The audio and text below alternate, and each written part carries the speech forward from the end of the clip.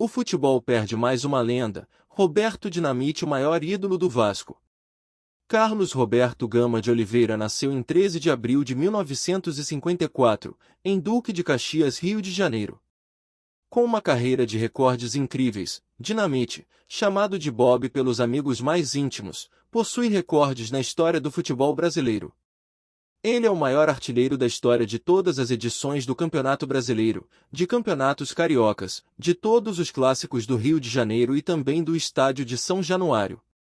O apelido de Roberto Dinamite veio em 25 de novembro de 1971, no Maracanã. Foi neste dia que o atacante, então aos 17 anos, recebeu o apelido que marcou sua trajetória depois de marcar seu primeiro gol pelo Vasco, na vitória por 2-0 sobre o Internacional. A manchete do Jornal dos Esportes do dia seguinte foi a certidão de batismo: Garoto Dinamite explodiu. Este foi o primeiro dos 708 gols de Roberto em 1.110 jogos pelo Vasco.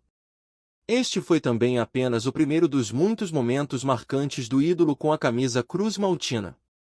Com o Vasco, Roberto conquistou um campeonato brasileiro, 1974, e 5 campeonatos cariocas, 1977, 1982, 1987, 1988 e 1992.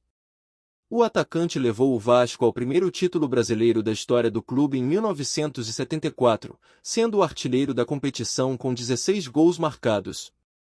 Roberto também foi o artilheiro da competição na edição de 1984, na campanha do vice contra o Fluminense. Depois de deixar os gramados, foi a vez de Roberto Dinamite reencontrar o Vasco no gabinete. Numa disputa complicada, ele foi eleito presidente em 2008 e logo teve que lidar com o primeiro rebaixamento da história do clube. No ano seguinte, a equipe conquistou o título da Série B do Brasileirão e, em 2011, alcançou o inédito título da Copa do Brasil. Em 2013, entretanto, o Vasco caiu novamente para a segunda divisão, e Roberto encerrou seu segundo mandato no ano seguinte. Mesmo com os altos e baixos na presidência, Roberto Dinamite nunca deixou de ser ídolo do Vasco. Prova disso é que, em outubro de 2021, um programa de financiamento coletivo arrecadou, em menos de 6 horas, R$ 190 mil para a construção de sua estátua em São Januário. O monumento foi inaugurado em 28 de abril de 2022, com grande festa. Roberto Dinamite morreu, mas o seu legado será eterno no Vasco e no futebol.